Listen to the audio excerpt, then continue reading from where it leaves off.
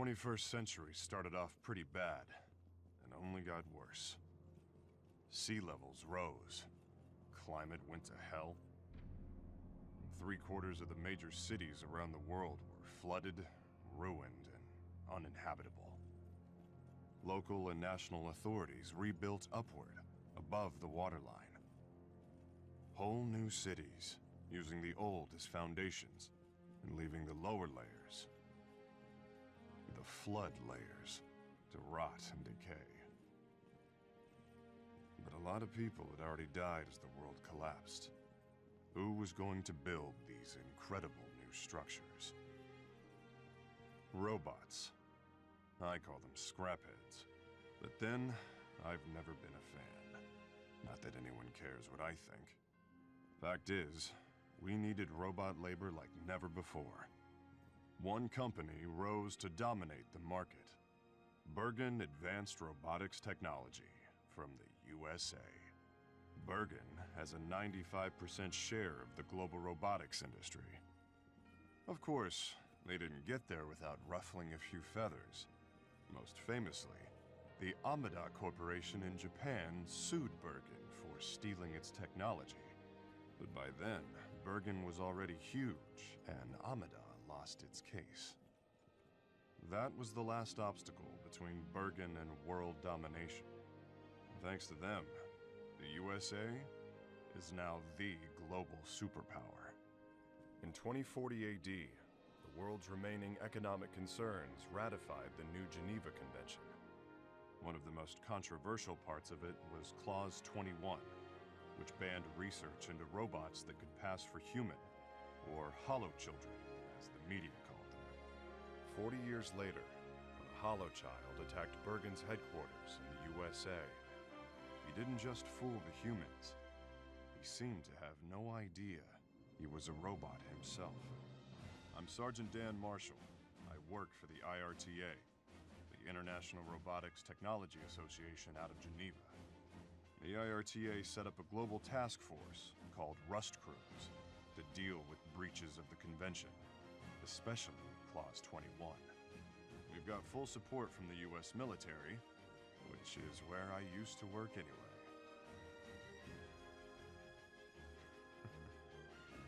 Some things never change. And that's how me and my partner Bo ended up in Japan. Because the US suspects the holochild who turned up in America was made by Yoji Amada, legendary robotics genius and the founder of Amada Corporation. We're here to arrest Amada and take him to Geneva at any cost. That means we get to knock out any scrapheads that try to stop us along the way.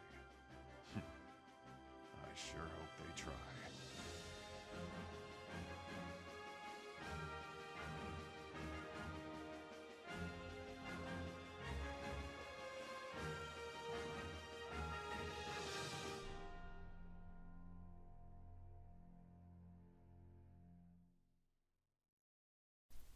Wagwan brethren, this is Press Starts Again with another exercise in futility. In a world where everyone adopts a gruff demeanor. Binary Domain is a commentary on Division in Japanese culture, couched in a third-person cover shooter. All the bases are covered, division between man and machine, men and women, rich and poor, Japan and the rest of the world, isolationism and global collaboration. It's a very simple linear affair that'll last 6 hours or so, far less if you skip the numerous lengthy cutscenes.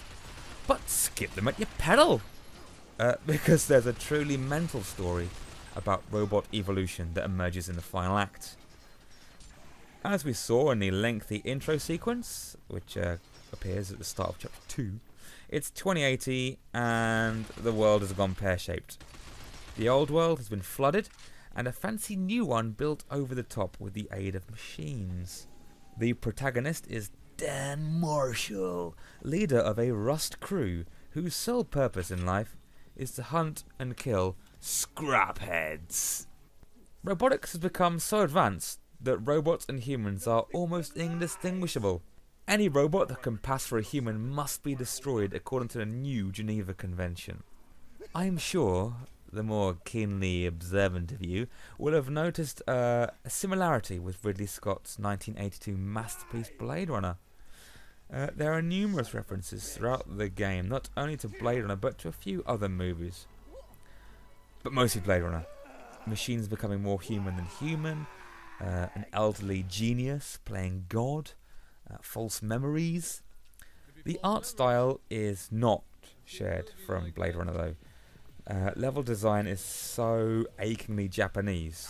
It's all heavy industry, yellow handrails, steel, glass, aluminium wall panels, harsh lighting, concrete as far as the eye can see. The first half of the game is in the slums of old Japan. Our team enters fortified Tokyo through the Odaiba seawall. We crawl over what's left of Rainbow Bridge, not that one, before making our way to Shibuya. Once the Rust crew emerges from the remains of the underground rail system, there's a fight with an AI aircraft, and this setting, as you can see, looks like it's been lifted straight from Ghost in the Shell. It's all ominous, pragmatic architecture and machinery designed with functionality in mind. The second half of the game takes place in Upper Tokyo.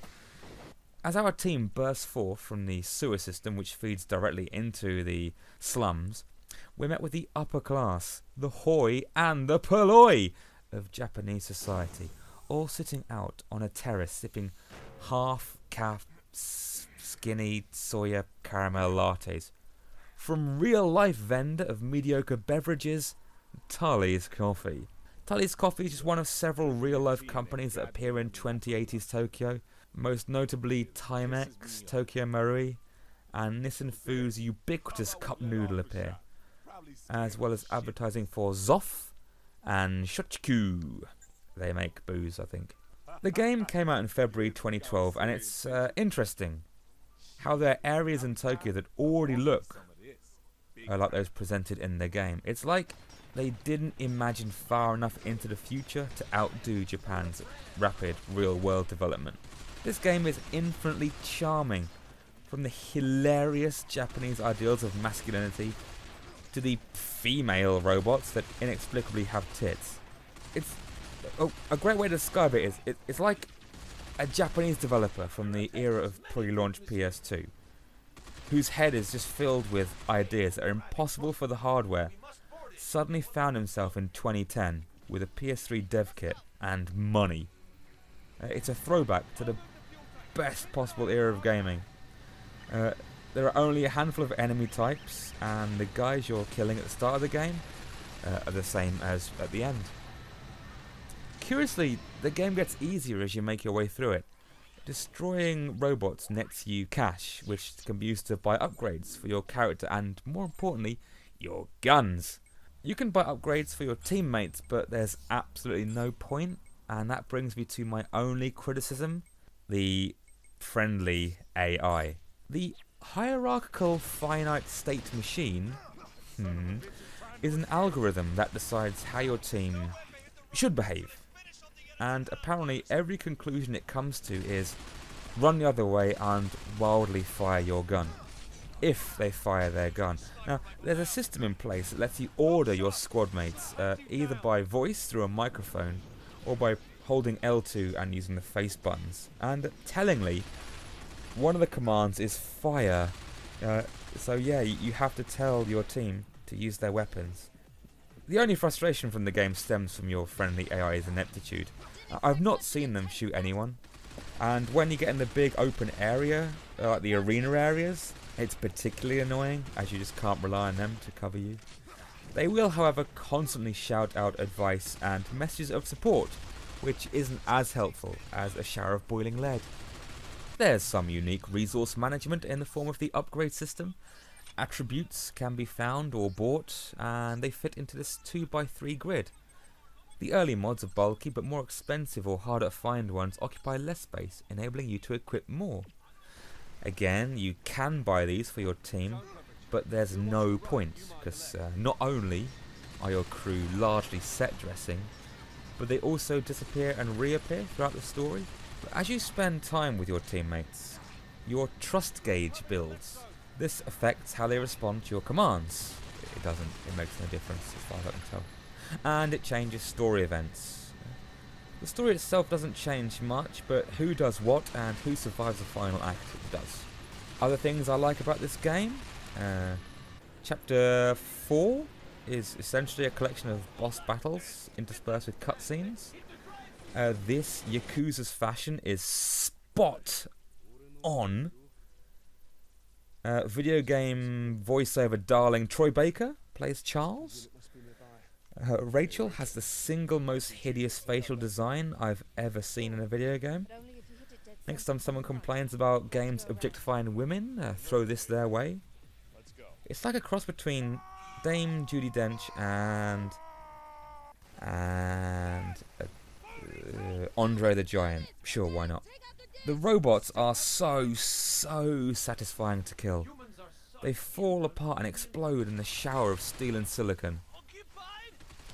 There's an overwhelmingly cringeworthy romance between Dan and Faye. There's a hilarious borderline racist accent adopted by the French Rust crew member Jean. Thankfully he dies. Spoilers.